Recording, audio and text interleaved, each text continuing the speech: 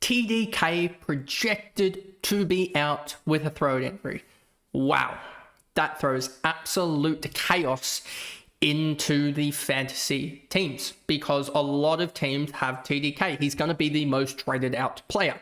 So anyway, welcome back to another video. In this video, we'll be going through the AFL fantasy team reveal for round 10. I am just quickly trying to get the outs up to see how TDK is tracking, up to 3.2k outs, and he is definitely projected to be out. Multiple sources have said that.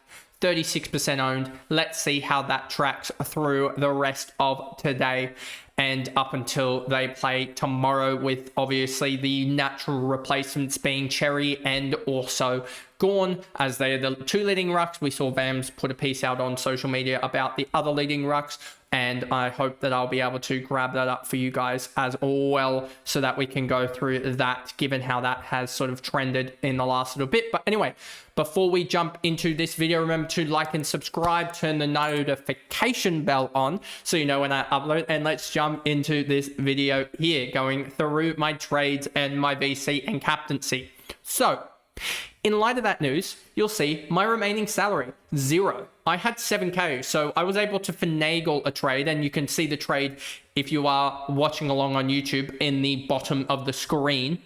TDK and O'Sullivan out. And I will just quickly mock up a trade for as well in case TDK is in, but multiple sources have said that TDK is out, so I'm running with that as my main headline trade, as my most likely set of trades. So you'll also see the ins. Cherry, pretty much a must. He comes up into a run of form that is ridiculous. And then we'll also look at the potential ins alongside him in the ruck department if you wanted to go differential to a Gorn or a Cherry, but it is hard to antipod them because of their high ownership and just their differential at the moment in terms of them compared to the rest of the pack. Yeah, so anyway, let's just jump into the trades. As you can see them, Finn O'Sullivan and Cooper Simpson, that is just a dream swap almost in a way. Cooper Simpson's playing off halfback and he looks good.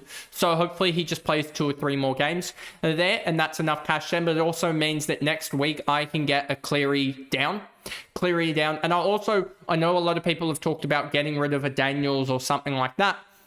Now, there was news as well about the potential for Sheasel to be playing up in the forward line, which isn't the best, or midfield, which should help enable Caleb Daniel to actually do much better. So we do need to watch on that space as well, because I believe Zach Fisher is still out injured, but we also need to watch on that space in their selection front. So that is why I've kind of held Daniel for another week, and probably will on Supercoach as well. So the reasoning behind that. So I just wanted to quickly go over to Vams because he does this really good sort of look at the potential ruckman. So TDK trade options. Marshall, cheap in round 13 buy. Marshall, I haven't liked his underlying numbers, although he did score well in the last couple of weeks. If we just go to the ruck line here, you'll see if we go to 3-round average, Marshall is averaging 105 in the last 3. If we look at that, he's gone 107, 91, 116. He's played Brisbane. I don't remember if that was against Oscar McInerney.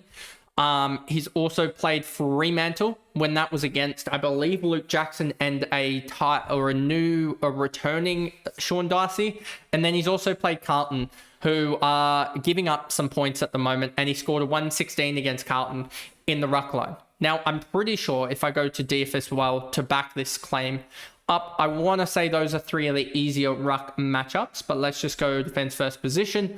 Let's go last 10 in fantasy. You will see if we go here to Brisbane, they were minus 0.95 in the last 10. The last 5 is also probably indicative as well. So last 5 for Brisbane, you have them at a -4. Okay, not the best, not the worst. Then you've also got him playing against Fremantle, who are a +4. So there's a +4, and then you've also got Carlton. Carlton are a -2. So he's about -2, -2.5 on expected scoring in the last 3 weeks for what he should be doing. And he's only averaged 104. And the last 5 also 87. He does have West Coast coming up, which is an easy gettable game.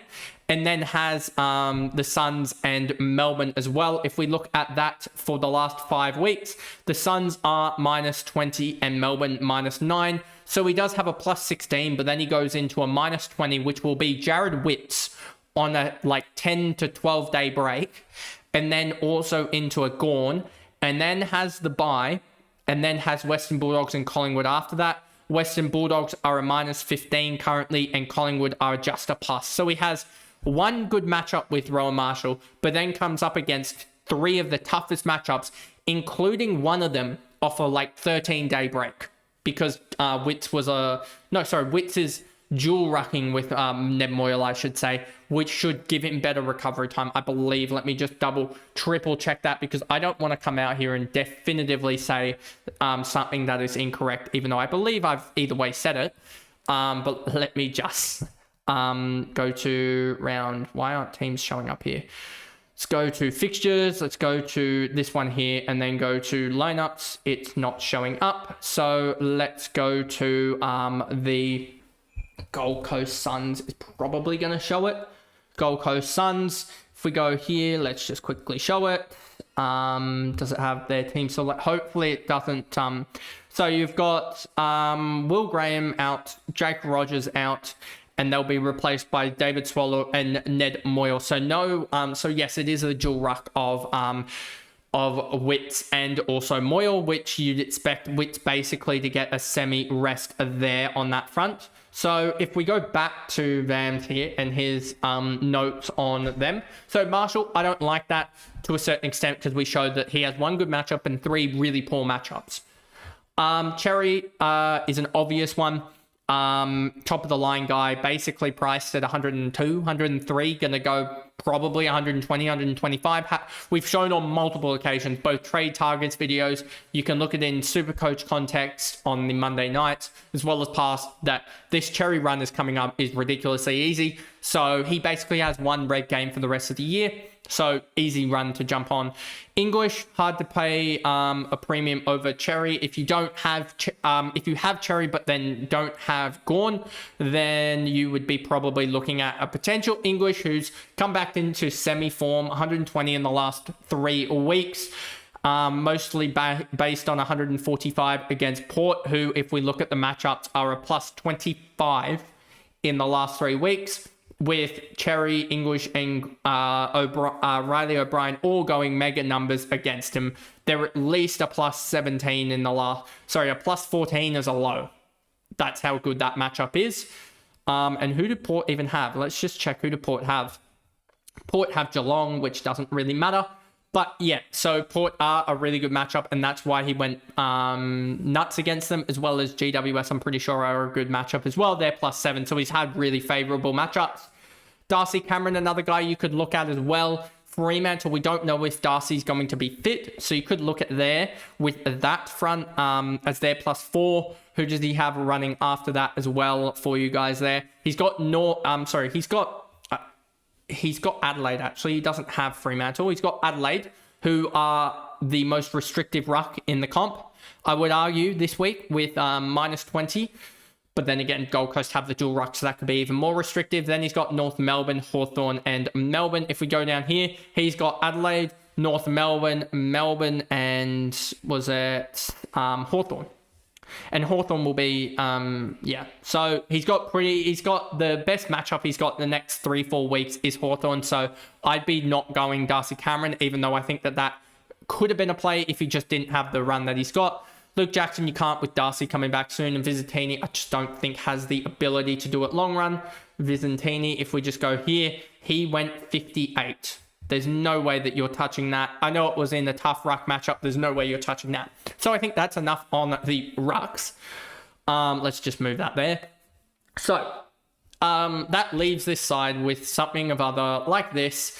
I could easily just move next week Caleb Daniel to a premium midfielder. That's pretty obvious with as I would have Caden Cleary in the with Caden Cleary the potential. I could actually do, you know what I could do? Is there a way which Fremantle play against GWS? That sucks because Cooper Simpson can't be looped. But one thing that I can do I believe is there a way in which I can get another midfield? Boxall, when does Boxall play? He plays last game of the round. That really sucks that I can't basically loop, even though I have the ability to loop. You know what I can actually do? I can do this. And if Carroll does play well, dramatically well, I can put Leak on and then just shift everyone down the space so that basically, as I think I have enough defenders. Do I have another defender that can go into the... doesn't look like I do, actually. So can't even do that option there. So yeah, this is kind of a little bit tongue-tied a little bit that I can't loop here, which kind of sucks, but it is what it is, as I'll just put the Caden Cleary emergency on. But anyway, so on to VC, captaincy, all that jazz. You've got... who's got the early matchup is Gold Coast Hawthorn. I don't have anyone that I like from either side to VC in that game there, as ranking goes up to M5 on price order. So yeah, there's no one that I really like there in that matchup per se. So I will probably not be looking at that for a VC. The Friday night, you've got Sydney Carlton. Not looking at anyone there for the VC. Roberts, no. And then you've got Collingwood against Adelaide. I do have the ability through Boyd, to just play any basic loop. Then you've got Collingwood versus Adelaide, Geelong versus Port, and then you get into the Freo versus GWS. If we look, Nick Dacos has the Adelaide matchup. Let's look at the inside mids. Last 5 games, Adelaide are a minus 1.6. I believe that they're going to put attention into the likes of a Nick Dacos. So I don't know if I want to go there. The first person that kind of springs to mind is the Bailey Smith matchup against Port Adelaide. But Port Adelaide are a minus 5.67. 5.75, sorry, and that was mostly because they put attention into Jordan Dawson through Bergman, but that could also go to Holmes this week, so that'll be interesting how that goes. You could run a VC through there, but I'm also thinking at the same time on the Sunday just to go a cherry into a Gawn VC captaincy, because there is major doubt of Oscar McInerney playing. And I'm pretty sure if Oscar McInerney doesn't play, then Gawn is going to take the mickey out of the likes of the Brisbane matchup, who Brisbane in the last 5 are a minus 4.64.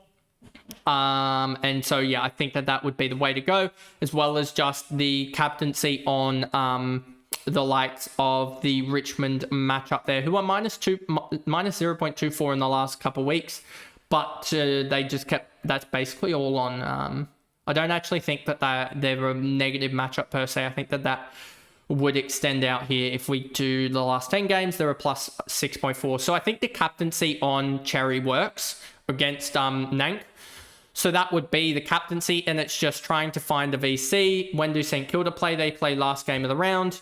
So no Jack McRae. I'm not going to do it on when do Adelaide play Collingwood. How are Collingwood for inside mids? If we go inside mids, Collingwood are a minus 3, so don't want to touch the likes of the Rankin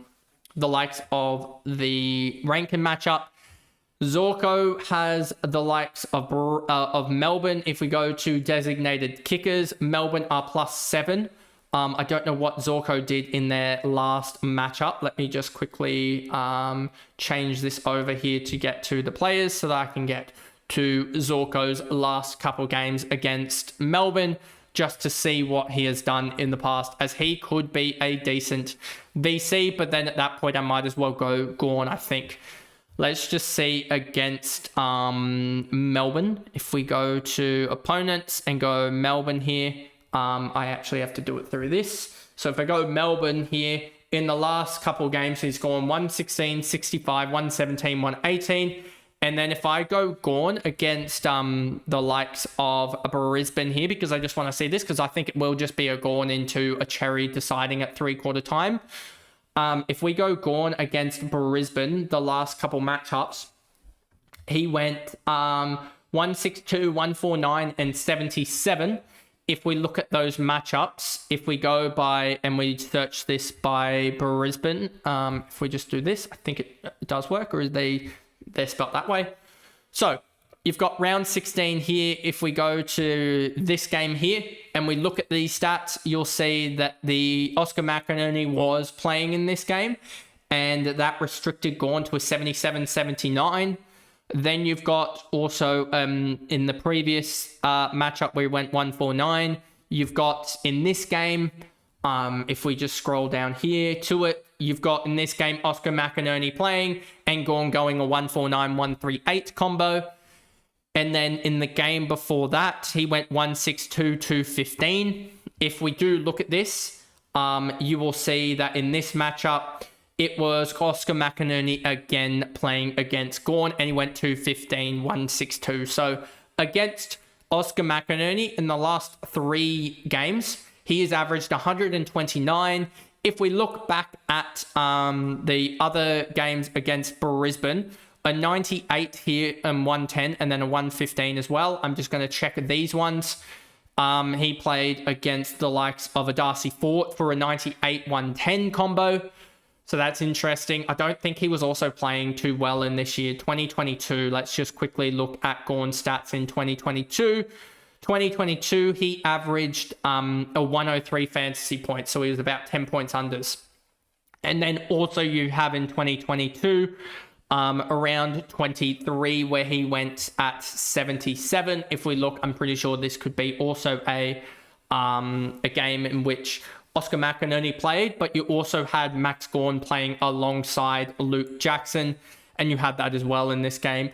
Here, let me just check those ruck numbers. You had him rucking 55 and 66%, which is just not realistic to what he's actually going to do.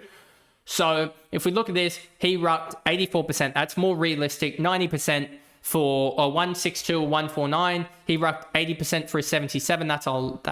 So if we look at the numbers of when he rucks decently against Brisbane in the last couple of years, you will basically see ruck 70%. I think you can count that. 70% plus is what I'm sort of looking at.